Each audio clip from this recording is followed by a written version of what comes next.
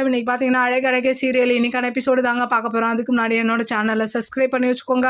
வாங்க கதைக்குள்ளே போகலாம். இப்போ பார்த்தீங்கன்னா என்ன ஆகுது, மதிக்கு துணையாக மலரும் வந்து வெளியில் உட்காந்துருக்காங்க.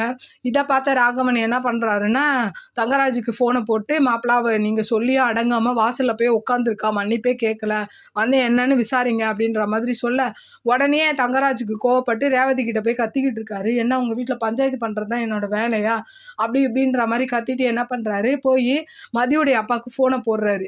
ஃபோனை போட்டு உங்கள் பொண்ணுக்கு நல்லா வாழணும்னு அக்கறை இல்லையா, இன்னும் எப்போ பார்த்தாலும் பிரச்சனை பண்ணிக்கிட்டு இருக்கா, அங்கே போய் என்னன்னு பாருங்கன்ற மாதிரி சொல்ல, உடனே அவங்க அம்மா என்ன சொல்கிறாங்க, நம்ம மதிய அம்மா, எங்க நீங்கள் ஒரு பக்கம் பார்த்து முடிவு பண்ணாதீங்க, நீங்கள் மதிக்கிட்ட கோவப்படாமல் என்ன எதுன்னு போய் விசாரிங்கன்ற மாதிரியே மதிய அப்பா அங்கேருந்து கிளம்பி வராரு.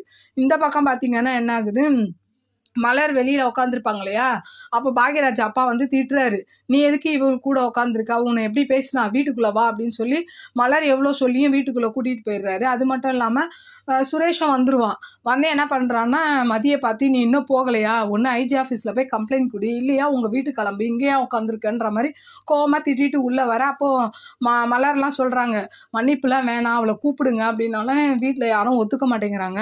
அப்புறம் பார்த்தீங்கன்னா மதியோடைய அப்பாவே வந்துடுறாரு. வந்து ஏன் என் பொண்ணு இப்படி வாசல்லலாம் உட்கார வச்சுருக்கீங்க அப்படின்னோன்னா, உங்கள் பொண்ணு அடங்குற மாதிரி எங்களுக்கு தெரியல, நீங்கள் வீட்டுக்கு கூட்டிகிட்டு போயிடுங்கன்ற மாதிரி சொல்ல, இவர் உடனே எதுவுமே பேசாமல் மதியவா நம்ம வீட்டுக்கு போகலாம் அப்படின்ற மாதிரி கூப்பிட, மதியம் என்ன பண்ணுறாங்க, அழுதுகிட்டே ஆட்டோவில் ஏறி போகிறாங்க. அப்படியே இன்றைக்கான எபிசோடு முடியுது. பார்க்கலாம் நாளைக்கு என்ன நடக்குதுன்னு பார்த்துட்டு நான் உங்களுக்கு ரிவ்யூ கொடுக்குறேன். என்னோட சேனல் பிடிச்சிருந்தா லைக் பண்ணுங்கள், ஷேர் பண்ணுங்கள், கமெண்ட் பண்ணுங்கள். என்னோட சேனலை சப்ஸ்கிரைப் பண்ணி சப்போர்ட் பண்ணுங்கள். நன்றி, வணக்கம், பாய்.